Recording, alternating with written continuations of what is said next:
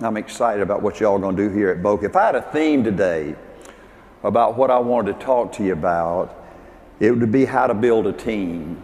Now first let's think about what is a team. A team is one. It's a oneness.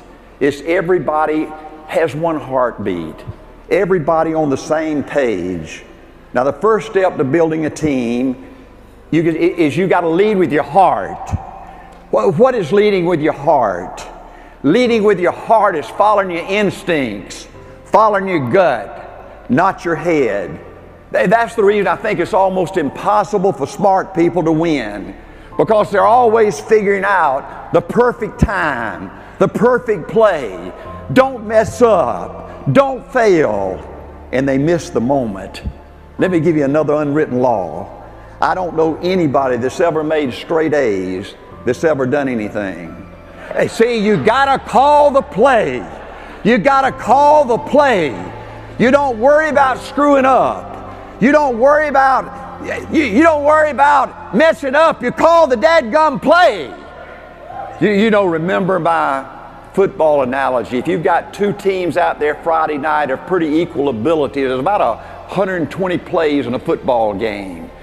And at the end of the game, the team that wins, there's 4 or 5 plays that determine who's going to win. 98% of the plays you call don't work like they're supposed to.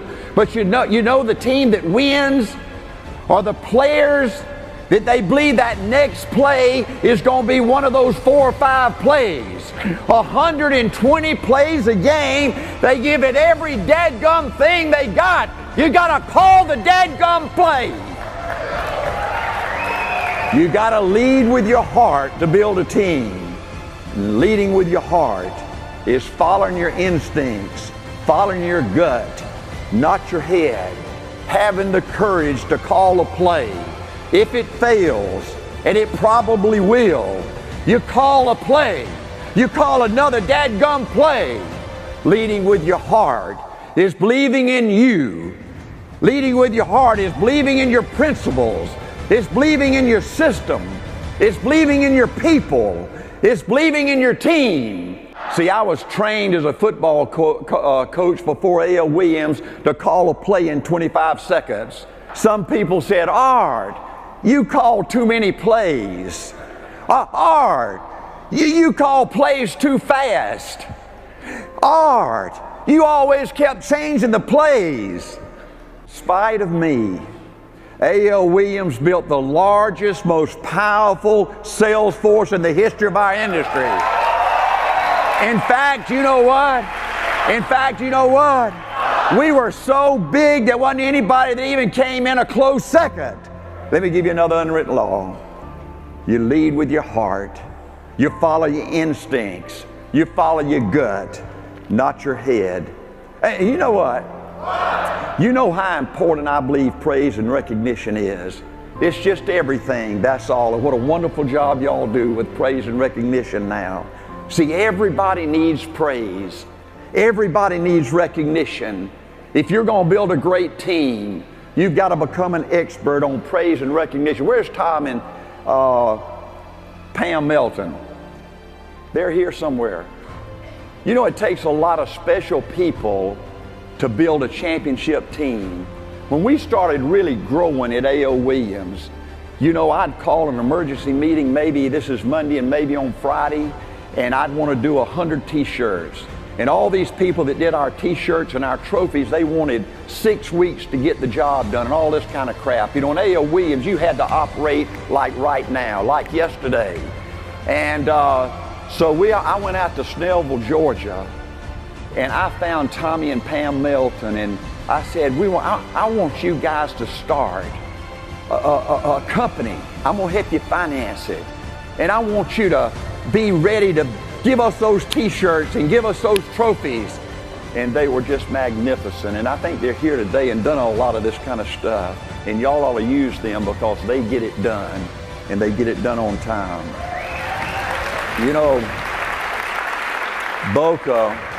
Boca is an unbelievably special place for all of us A.O. Williams people. It was here in Boca in 1984 that we celebrated our first national championship, right over there by the swimming pool in that old meeting room. We dropped balloons from the ceilings with $100 in it, you know, just like they did at the Republican and Democratic conventions this year. We gave dozens of Rolex watches out with 1984 national champions on the face of the watch. We had the NSDs dress up in football uniforms, the Ys dress up as cheerleaders, and we celebrated a historic victory. But you know what? The life insurance industry said, we didn't even know we had a national championship. But you know what? They knew it in 1984. They knew it after we got through in Boca. A.L. Williams brought a different kind of competition to this industry. We started a dadgum war. A.L. Williams said here as we left Boca, we dare you, Prudential. We dare you, New York Life, to see if you can take it back. We don't think you're good enough. We don't think you're tough enough to ever be number one again. And you know what? You know what? A.L. Williams won 7 straight national championships. To build a national championship team, you got to build with people that can still dream, that can still believe, that can still hope, that are still willing to compete. See, most people in our country today, and just back then too, that have been so beat up, so put down, that they've just given up on their dream. Let me talk to you a minute about those original 85 people. All those original 85 people that founded this company were all coaches, or they had played on a team. And A.L. Williams turned life insurance into a game. See, A.L. Williams didn't know anything about business. We didn't have any MBAs. We didn't have any professional salespeople. We didn't understand business plans. We didn't understand budgets. But those early A.L. Williams pioneers, they understood putting on a termite uniform. They understood hitting anything in the wrong color jerseys. Those early A.L. Williams people understood what it was like to get screwed, but they also understood what it was like to get even. We were a team. We were together. We cared about each other. At A.L. Williams, we created a bubble that was so positive it was unbelievable. We were together. We were in that foxhole together. We were going to fight for you. We were going to protect you. There was a special kind of spirit in A.L. Williams. We didn't just like it, we loved it. We believed to win. You had to have what I call that Friday night feeling. You had to be so excited you were just about to mess in your pants. See, people won't follow or believe in a negative, dull, disillusioned, dadgum crybaby. See, we believe that everybody wanted to be somebody. Everybody that's ever been born on this earth, they want to be somebody. And we believed as a leader in leading your team, it was your responsibility, no matter how hurt these people were, to reach inside of them, to grab their heart, to help them believe in them again, to believe that there's somebody special again, to believe that we're put on this earth to do something important again, to build a great team. It begins with you, the leader. You've got to become a magnet where people are drawn to you like bees to honey. The most asked question I get even today in A.L. Williams, we sell the coach book up at this little inn and spa in Highlands, North Carolina that Angela and I own. And the most asked question I get today, 22 years after I retired, is, Art, how did you do it? How did those 85 people do it?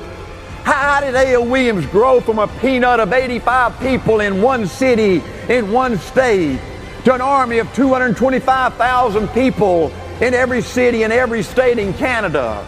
Well, why did Bob Buson give up his $100,000 income to go to a new company where the odds were 99% that we were going to fail? Hey, they ask me all the time, why did Bill Lorinda pick up his family and go to Dallas, Texas? Didn't have a pot to pee in. Why did Ronnie Barnes go to Chattanooga, Tennessee? Rusty Crossland go to Denver, Colorado? and the president of the company stood up the first couple of years and said the odds are about like this of us surviving. I don't mean being Prudential. I don't mean changing an industry. I'm talking about the odds are about like this surviving. My all-time favorite quote is by Winston Churchill. There comes a special moment in everyone's life, a moment for which that person was born. That special opportunity, when he seizes it, will fulfill his mission, a mission for which he is uniquely qualified. In that moment, he finds greatness. It is his finest hour. Those original A.O. Williams thought that this was our moment, that this was our time. These people wanted to do something big. They wanted to do something important. They wanted to leave their mark. They wanted to be somebody. Let me ask you this. Where could people like us go? Look at me. Where could people like us go? Yes, we knew it was impossible. Yes, we knew the odds were 99% against us surviving. But where could people like me go? Where some company would give me a chance. All we wanted at A.O. Williams was a chance. And we really believed if we had a chance, if somebody would take a chance on us. We really believed we were different. We believed we were special. We believed that one day we would change the thinking of the largest industry in the world. We believed that one day we would destroy trash value.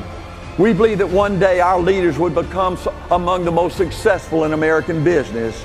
We believed that one day we would take our people to all the great places of the world. Those original A.O. Williams people were big dreamers. They were big thinkers. They were big doers. Let me tell you about big. Big is Larry Waddell taking his wife and 2 boys, picking them up in Atlanta, Georgia, and moving to Greensboro, North Carolina. Didn't have any money, didn't have any financial security. His 9th month as an RVP, his base shop was doing $100,000. But during those 9 months, he had produced a first-generation RVP named Joe Covington, that when Larry Waddell did a base that month of $90,000, Joe Covington did $60,000. Ultimately, Larry Waddell produced 100 first-generation RVPs. That's big. Big is Bob Buson building a team all over the United States and Canada of over 900 RVPs. Big is Mike Sharp building a team that produces over $4 million a month in premium. Big is Greg Fitzpatrick when we're moving into Canada, taking an A.O. Williams, being an A.O. Williams leader that goes into Canada to help us open up Canada, and we could only pay those original people 4.5%. Didn't even cover his expenses, but he went up there for 1 year, 1 week, every month, losing money, but wanting to build a team, wanting to help us pioneer new territory. Today he has 50 RVPs in Canada. Big is Kip Ridley for 1 year, running a $200,000 base shop, and that very same year producing 4 first-generation RVPs. Big is Dick Walker, becoming an NSD by producing 10 first-generation RVPs that do $20,000 each in 1 month. Big is John Rourke and Nick Elise, building a team that's always in the top 100 in A.O. Williams. Fantastic examples of saving your money and becoming financially independent. They became financially independent. They could retire, do anything they wanted to. But 35 years later, they're still in this company. You know why they're still running a base shop? Why they're still out there helping their RVPs produce RVPs and build teams to build financial independence? Because they love them. Because they love being part of a team. Big to me is starting with nothing but a dream. Starting with nothing but a dream. But just being part of a group of people that you can count on, that you love going to war with. And one day, that team kicking Prudential's butt. To build a big team, you gotta have a crusade. And what a crusade y'all have today. You gotta have a crusade. You gotta have a cause to fight for. At A.O. Williams, we were crusaders first. Coach Lombardi says you capture the person's heart, you capture the man. You know, folks, it's not about the money first. It's not about the money first. It's so much bigger than that. Honestly, folks, I never thought I was capable of making big money. I never thought somebody like me could make big money. I never expected that. I never sold a new recruit, never in 20 years, the money first. I always thought, though, cash value was evil. I thought it was criminal what that Gulf Life agent did to me and Angela with 2 children, selling us a $15,000 whole life policy when he could have given us a $100,000 term policy. I couldn't believe what the big insurance companies did to the families in America. Prudential's average size policy was $4,000. It was our passion, Sam, that made us different. It was our passion that gave us a chance. It's got to be the crusade first, not the money. A.L. Williams stood for something. A.L. Williams stood for something. Can you imagine this little old peanut becoming such a dominant company in this industry that when you mentioned the word A.L. Williams, people thought it meant something. It meant something out. It was not just another company. A.L. Williams stood for something. In this industry, when you mention A.L. Williams, those 250,000 agents, those 2,000 companies, they immediately felt fear. They immediately felt intimidation. They didn't know where. They didn't know when. But they knew we were out there. They knew that someday, somewhere, if they sold a trash value policy, A.L. Williams was going to show up. And it was going to get ugly. It was going to get ugly. We didn't want to destroy the company. We didn't want to be nice. We wanted to destroy those jokers. Put that towel down, John. Let me tell you something. The harder they fought, honestly, Mike, the harder they fought. They were so stupid. They should have been nice. They should have just gave up. But the harder they fought, the nastier they were, the more they tried to put us out of business, the more we loved it. The more we loved it. See, we didn't love, hey.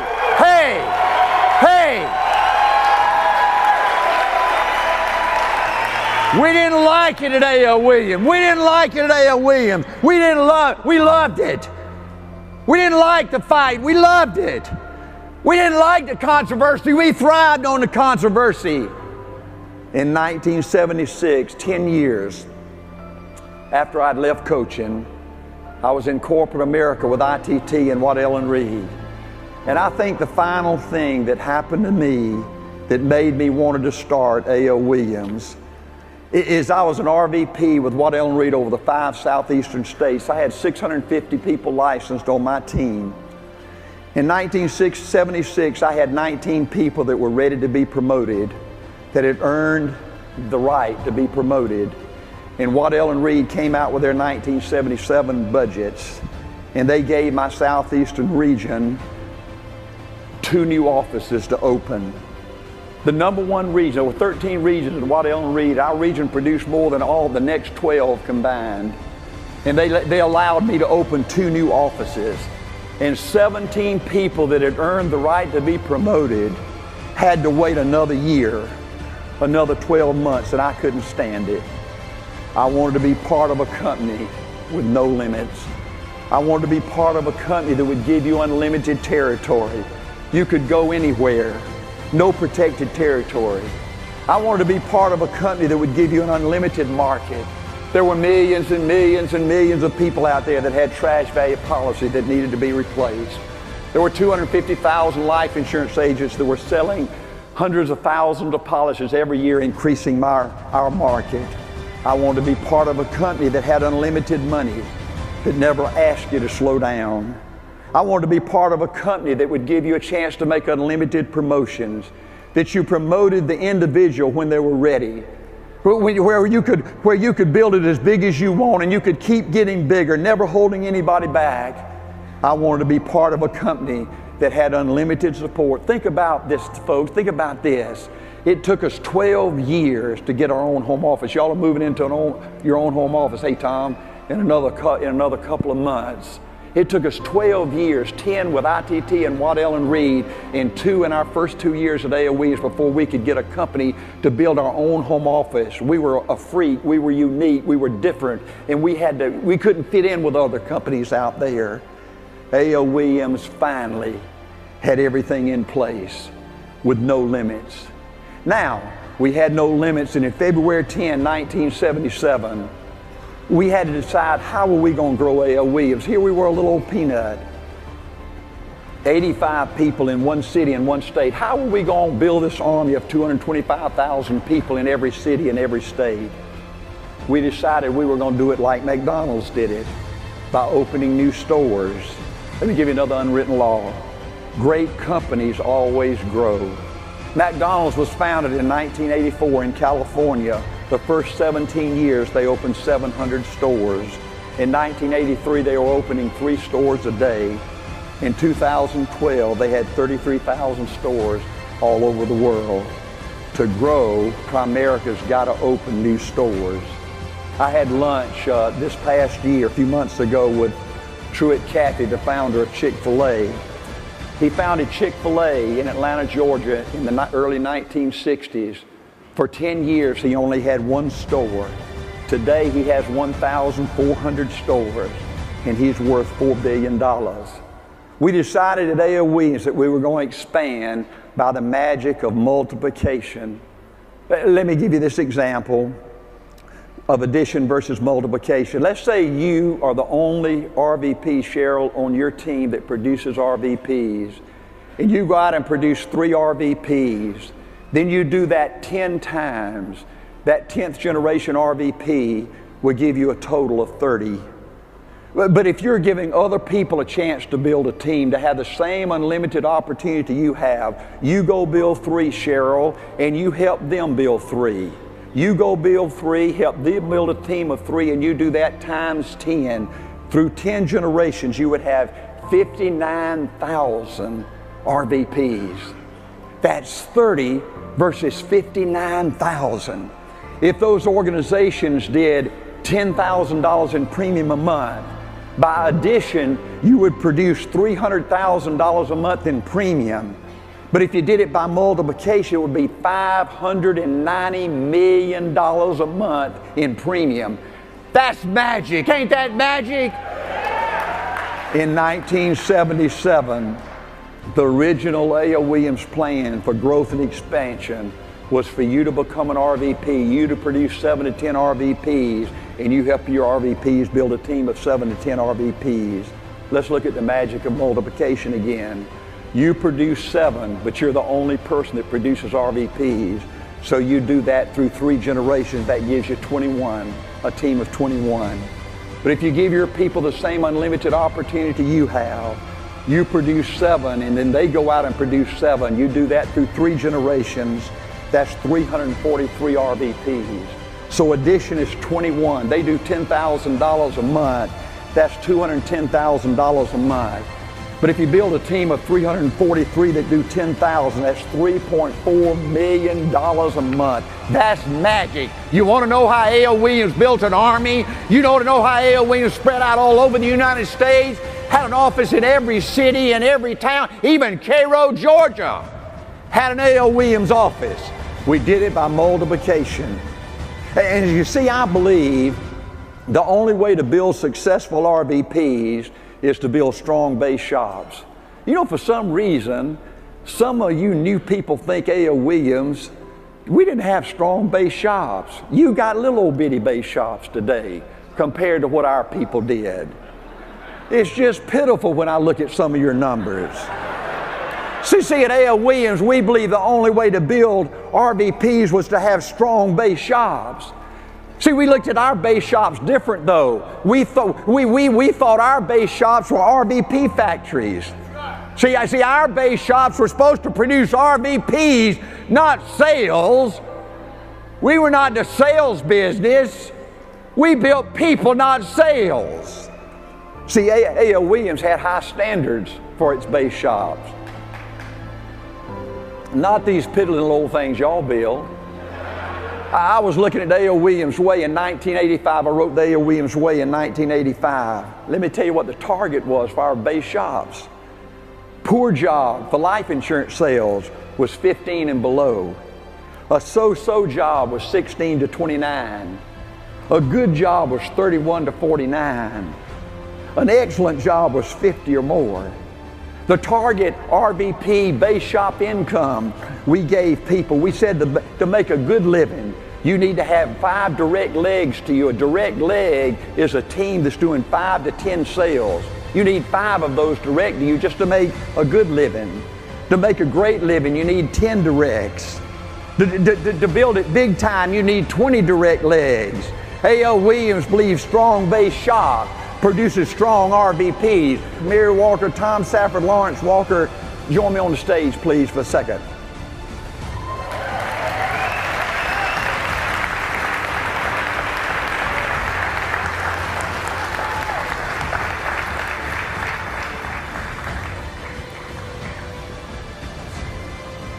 Bob Safford.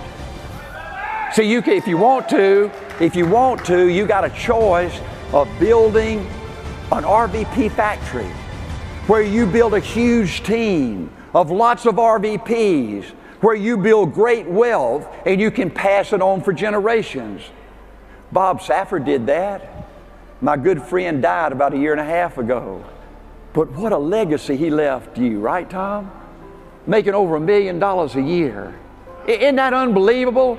Hey, Williams, hey, do you remember, folks, in 1984, when we were here in Boca Raton, that was just a dream. We just hoped we were going to be good enough to do that one day. But it's no longer hope. It's no longer a dream. It's for real. My buddy Lafayette Walker, professor in Washington, D.C., he wanted more than that. He wanted to build a legacy of greatness. He went out and built a great team. And he passed away. But he left it to his young'uns. Man. Hey, come here, Mary. I can start crying over this one. I tell you, I wish. I love you. I wish y'all could have known Randall Walker. Randall and Mary Walker, in my mind, there were millions of us in A.O. Williams. We recruited millions. I only got 225,000 licensed. But before you think that's too little, think about what y'all worked that down to. But you know what? Hey, John, put that towel down. Of all the millions of people that came through A.O. Williams, as I look back, I think Mary and Randall Walker symbolize the goodness of A.O. Williams probably better than any other couple I know. Even when those assholes at Citigroup were trying to run this company. Shut up, John. Mary Walker and them, even when they were up there, didn't know what the crap they were doing, almost destroyed this company. They never believed like they believed. They never fell for their crap. They always lived it like A.O. Williams. They kept doing the best in the world. Randall died a few years ago. I wish you could have known him. He was the best. But he and Mary built something great. And they got a great legacy. And they're going to leave something to Mandy and John one day. Maybe. Right?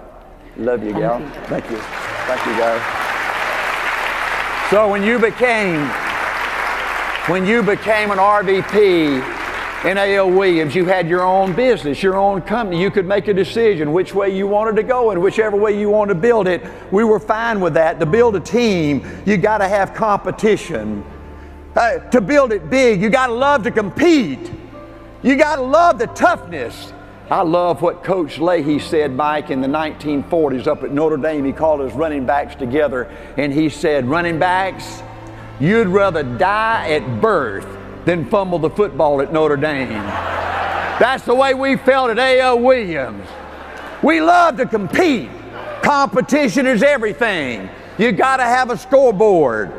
If you don't have something to play for, you and your team get tired. You get bored. You give up. February 10, 1977, when we were that little old bitty peanut, we got together in Atlanta, Georgia, and we said, who do we want to beat? And we said, who's number one? Who's the most famous company in this industry? The largest industry in the world in 1977 was the life insurance industry. We said, who's number one? Who's the most famous company out there? Who do all the people think's the best company in this industry? And we researched and we found out it was Prudential, and we said, that's who we want. We're going after the best. We're going to knock their ass off. So you got to always have competition. On your team, you got to always have somebody going for number one. Somebody trying to break a record. Somebody trying to win a promotion. Somebody trying to win a contest. Somebody trying to win a t-shirt. Competition is everything. Now you know what? Angela kissed me goodbye this morning. And she said, Arn, don't go down there and make a fool out of yourself. He said, can't you go down there and just talk like a regular human being? You know, do you have to get up there and scream and holler in your face? No, I just can't do it. To build a team, you got to be a winner. You got to be a winner. To build a team, you got to prove to your people that the opportunity is for real. See, folks, at A.L. Williams, we didn't believe in fake it until you make it. See, at A.L. Williams, we didn't believe you needed a big house or a big office or a big car or wearing fancy $1,000 suits, having a Rolex watch. See, you need to keep your expenses low. You can't ever be too low with your expenses. Your personal expenses and your business expenses. You got to live below your means. You got to prepare for crap that happens. Crap's going to happen, right? What do your people need to see you do? What do your people need to see you do to build a championship team? They need to see you always do it first. See, I always had another unwritten law that if one person can do it, then you don't have any excuse. You can do it, right? You ought to be that one person that can do it first. Go prove to your people that it can be done. Always be the best recruiter. Always be the best field trainer. Always be excited. Always be busy. You know the best thing you can show your people is how much money you saved. Folks, I can't tell you the hundreds of part-time people I recruited in this business by showing them my mutual fund statement with $42,000 that I'd saved making part-time at A.L. Williams. I can't tell you the hundreds of people I recruited in this business by showing them my plan of financial independence. To build a championship team, we wanted promotion guidelines that were simple, where everybody could understand easily what they had to do to get to the next promotion. We wanted new recruits to get promotions fast. That's the way you build momentum in your team. Is everybody going after a promotion, everybody going after sales leader, district leader, division leader, regional manager, RVP, SVP, NSD. We wanted every new recruit to see a clear, fast path to RVP. Now, warning, folks, if you rape your people, they will find out eventually and hate you. Example, holding people back from RVP promotions so you can make more money in the pools. See, it was mandatory at A.L. Williams that even though you got your own company within a company, it was mandatory at A.L. Williams. And when I say mandatory, that means your ass is going to be fired if you don't do it. It was mandatory at A.L. Williams that everybody follow the company guidelines. You can never have guidelines tougher than the company. Can you believe anybody would do that kind of crap? I'd can their ass so fast you wouldn't believe it. As an RVP, you have the right to promote early. In fact, you're stupid if you don't make battlefield promotions. Another unwritten law, You want to, John, is that too bad? Another unwritten law. You want to promote people when they have momentum, not wait until they lose momentum. Warning, every RVP follows the company guidelines. Let me tell you something interesting. Folks, I was more than a double stud. I produced 9 first-generation RVPs, 7 original RVPs, plus Bob Safford, plus Bob Miller. 100% of my first generations made it. None of them failed. They all were multi-millionaires. They all built big teams. All my first built tons of RVPs that became financially independent. But you know what? 20 years later, the A.O. Williams team, those 10,000 RVPs, 225 licensed people, look like 90% of them were RVPs that were doing $5,000, $10,000, $15,000 base shops. And yes, you know what? We even had some RVPs fail. And you know what? If you build a big team, yours is going to look just like that. See, if you have a plan to never have RVPs fail, to promote only $30,000 base shop RVPs, for your RVPs to earn $250,000 a year, 2 bad things will happen to you. Your team will always be little. And number 2, you would have denied hundreds of people, literally hundreds of people, the opportunity to change their life. See, I believe it's your responsibility as an RVP to push up people, to build people, not sell, to promote your people. Yes, when they hit the guidelines most of the time, but sometimes early. If you err, always err promoting people early, never err holding people back. What was the A.O. Williams dream? I'm almost through now, maybe. Y'all hang in here. How long I've been going? Oh, the dream. Let me tell you what the dream was to me. I founded this thing. Let me just tell you the way I thought, you know. Because when I founded A.O. Williams, and I recruited my first guy, Bob Buson, that was in 1972. I started in 1967, so I'd already been in this crap for 5 or 6 years, right? And so let me tell you what the dream was to me. I had a great life. I loved coaching football. I loved that. That was all I wanted to do as a youngster, was be a coach.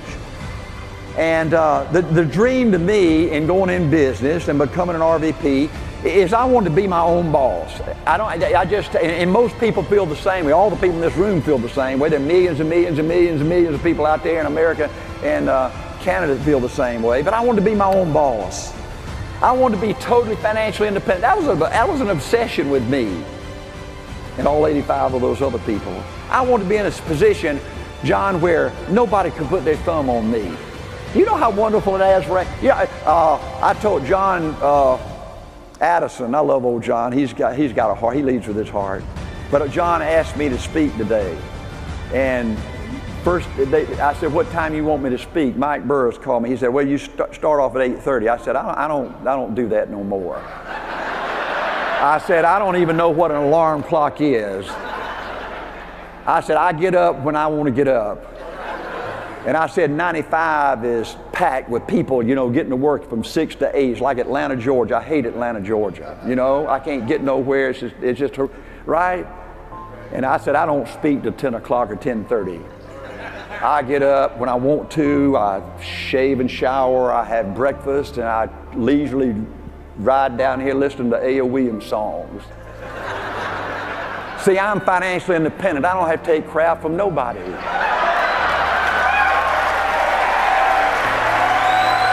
See, number 2, the reason, the dream to me was number 1, being my own boss. Number 2, being totally financially independent. Number 3 was to work at something I'm passionate about.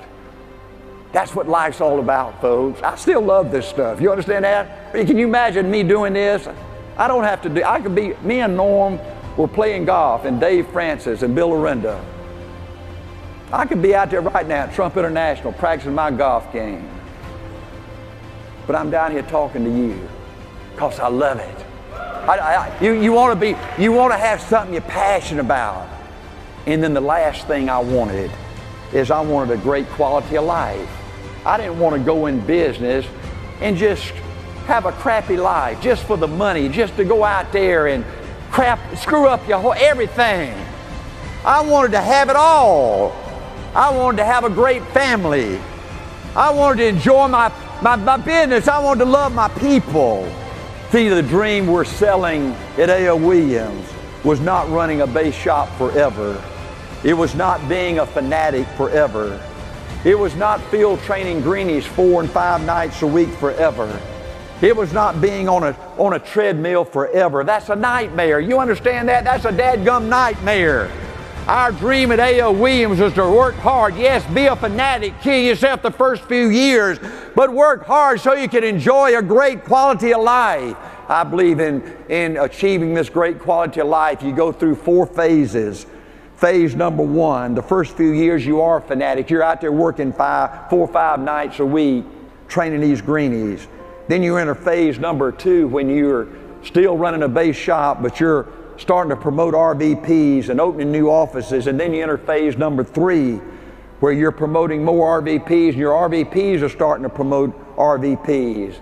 And now your base shop activity becomes smaller. You recruit less people personally. You enter the field less. And then you enter phase number 4 where you're having fun. You're traveling around talking to your people, helping them reach that great quality of life. The key to building a successful business is building trusting relationships. Building trusting relationships is everything. This is a relationship business. How do you get people to trust you? How do you get people to love you, to commit to you, to be loyal to you, to give you 100%, to believe in you? Another unwritten law. You get people to trust you by you being there, by you being loyal to them, by you believing in them. But you got to prove it. You got to prove it. Let me give you 3 examples. Bob Miller was the first person I recruited down here in South Florida in Fort Lauderdale. He had gone out and replaced a coaching friend of his cash value policy with a term policy with A.O. Williams. That guy's whole life guy came back and said, well, if you wanted term, I could sell you term. And he replaced our A.O. Williams policy with his term that was maybe 3 pennies a month cheaper than our term. And I talked to Bob Miller on the phone. He was a little down and whatnot. And I said, Bob, next week I'm going to be in Fort Lauderdale. I want you to call that coach and set up an appointment. And he said, Art, I don't want to do that. This guy's a friend of mine. All I wanted him to do was have term. He's got term now. I'm happy with that. Let's just leave it alone. I said, no, Bob, that ain't right. I said, call that guy up and I want to see him. Bob made an appointment. I flew down to Fort Lauderdale. Bob Miller and I went out and we had a meeting with that guy. And I said, let me tell you something. That ain't right what you did. Bob Miller, your friend, came in here and educated you on buy term and invest the difference. And that asshole that sold you, hush, John, that asshole that sold you cash value policy, now he's going to come back after Bob Miller educated you, and he's going to sell you now a term policy which that asshole should have sold you the first go round, you know, and it just costs us 3 cents a month cheaper. You going to do business? You got to be kidding me. And you know what? He changed back to the A.O. Williams policy. Hey, he never came full time, but he was an A.O. Williams crusader for the next 20 years. You got to be there with your people when they need you. You got to prove that you're loyal to them, that you believe in them, that you're a stud. I get an emergency call from Mississippi Insurance Department puts us out of business. Headline in every major newspaper, A.O. Williams kicked out of the state. I called Bill Anderson, which was our biggest guy there at the time. I said, Bill, call an emergency meeting of all the A.O. Williams people. I'm coming. I didn't run from that. I jumped on an airplane. We go to a hotel. We have a meeting like this. I said, let me tell you something. We're trying to change an industry. Did you think it was going to be easy? Do you think those jokers are going to roll over and play dead? That's what they're supposed to do. They're supposed to fight. They're supposed to fight dirty. They're supposed to try to put us out of business. This is the way it's supposed to be. But you know what? They ain't going to do it. We going to knock your ass off. We going to come back. 2 weeks later, we were back in Mississippi that year. We had the biggest year we ever had. I get a call one day from Ronnie Barnes. Tennessee kicks us out of business for a week. We go up there and we straighten that out. I get a call from Ronnie Barnes a few weeks later. The Better Business Bureau took a full-page ad out in the Chattanooga Times. Said, warning, don't do business with A.O. Williams. Gave an 800 number for you to call, and they'd tell you, we've been outlawed in 98 states and all that kind of crowd. I told Ronnie Barnes, I called him up, I said, Ronnie, go get the best lawyer you got in Chattanooga and we'll pay for it, and you tell them we're going to sue their ass. And they backed off in 24 hours. You gotta, to build trusting relationships, you gotta be there. You gotta be loyal to your people. You gotta believe in your people. And it ain't good enough to talk it, you gotta show it. Another unwritten law. Before any business activity takes place, you must have a relationship first. You must have their trust first. Let me give you an example. I never made a sale on the first interview. I understand some of you people do that. It's just almost, I can't even comprehend somebody doing something like that, you know? I mean, I was just a football coach. I never had anybody really train me. I sort of trained myself, you know. But I said, you know, I don't want somebody to walk in my house and put pressure on me to buy something and all this kind of crap, you know. I never made a sale for 20 years on the first interview. The purpose of the first interview is to build a relationship. You want to go in there dressed not like an insurance agent, but like a coach, right? And you go in there and you're with his best friend and you're building a relationship, right? He's getting to know you and where you came from and what your principles are and all that. You're building a relationship. And then the second purpose of the first interview is you pick up information, then you take it home, you analyze it, you prepare a plan, then you go back on the second interview and you make the sale. I don't know any other way to do it. But yeah, it takes more time to build it right. It takes more time to build it right. But it's worth it to build it right the first time. Trusting relationships is everything in every part of your business. Before they buy a life insurance policy, they got to trust you. Before they buy an IRA, they got to trust you. Before they pay $100 to join Primerica, they got to trust you. Before they take off and pay their expenses to go to the convention, they got to trust you. Before they go full time, they got to trust you. Before they make a replacement, they got to trust you. In every single area of your business, trusting relationships is everything. Let me give you an example to take back that'll help you. Write a letter. Write a letter to your people. Folks, for 40 years, right now, Angela, I own a little inn up in North Carolina. I've got 220 employees. Folks, today, I still average writing at least one letter every day. Last week, this is an example of a letter I wrote our head chef. I said, Dear Johannes, every day I think about how special you are. You are amazing. Art. Trusting relationships is everything. The simplicity and the common sense of A.O. Williams is something I was very proud of. Let me just give you 4 examples. Number 1, you've got to build with quality. You got to build it right the first time. See, we built with 4 and 5 pointers. Married, got kids, got a home, have a job from 27 to 55. Do you make exceptions? Sure you do. But 90% of your team better be 4 and 5 pointers. Build with quality and build it right the first time. Number 2, the A.O. Williams system. This is simple. We simplified this thing. If you're a stud, the better you get, the more simple you simplify things. A.O. Williams was a warm market company. We never got on a cold telephone. We never knocked on a stranger's home. We never made a cold call. A.O. Williams was built on relationships. Step number 1, you recruit a part-timer with 4 or 5 best friends. Step number 2, the part-timer calls his best friend and sets up an appointment.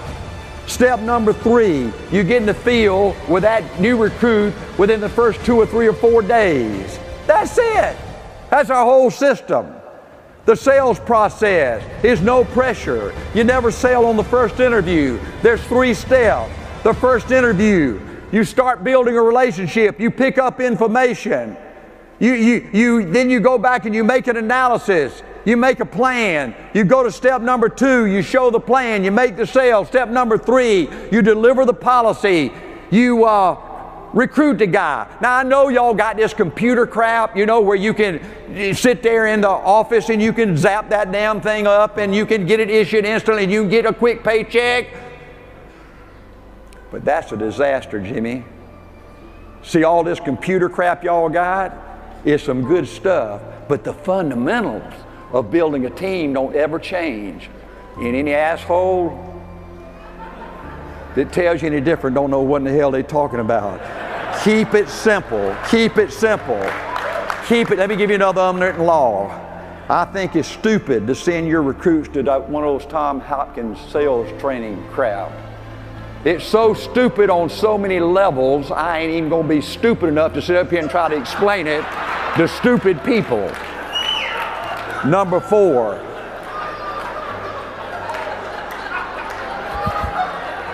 Number 4. I told John, 4 times I told John, don't invite me down here.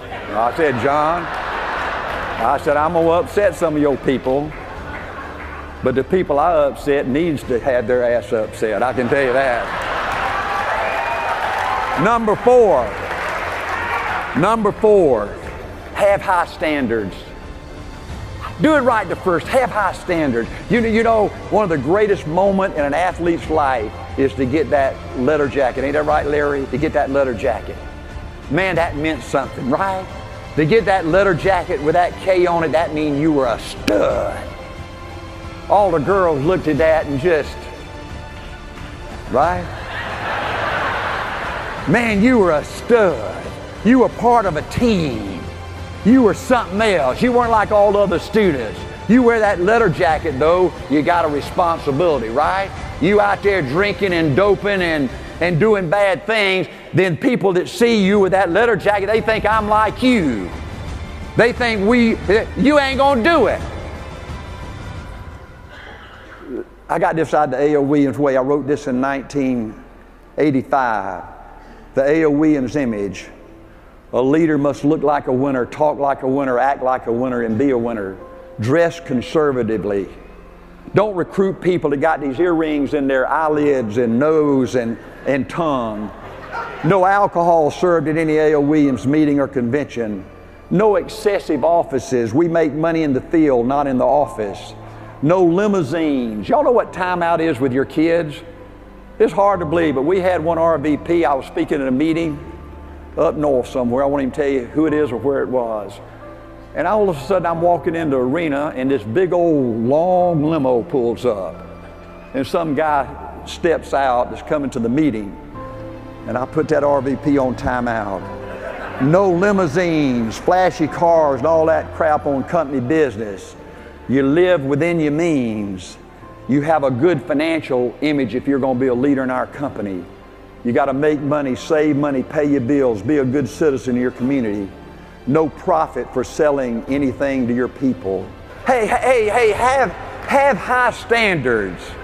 As president of A.O. Williams, I've always tried to look dignified. Check out these orange shoes I wore down here today. Have a good personal image. Don't let money and success change you. Remember where you came from. Always be a good, caring person. Have a great family life. Spend time with your family. Take care of your family. Always be positive, a personal example. People respond to things you do and the way you live more than the things you say. Always have the highest standards of honesty and integrity. Be honest and be above board in everything you do. Let me close with this. To be a great leader, to build great teams, you've got to become a great encourager. Another unwritten law, everybody needs somebody to encourage them. Always remember this flashing sign on everybody's chest that you recruit on your team that says, make me feel special, make me feel important, I want to be somebody. Everybody needs somebody to encourage them. Growing up in Cairo, Georgia, I was never great at anything. I was never a great athlete, just pretty good. I was never a great student, just average.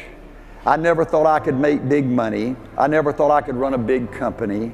In every way, I was pretty average on the outside. But I was blessed to have somebody that was a great encourager in my life. Coach Taylor made me feel special. Coach Taylor made me feel important. Coach Taylor made me feel like, as I was a kid, that one day I was going to do something really important.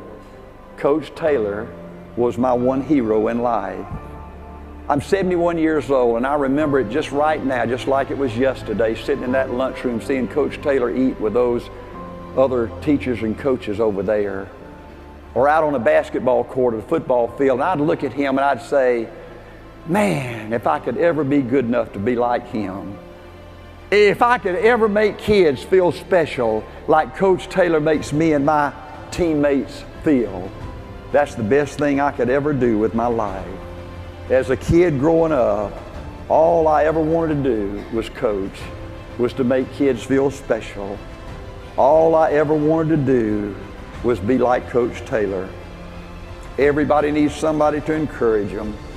Folks, if you want to build a great team, if you want to really make a difference with your life, if you really want to change people's lives, go be Coach Taylor.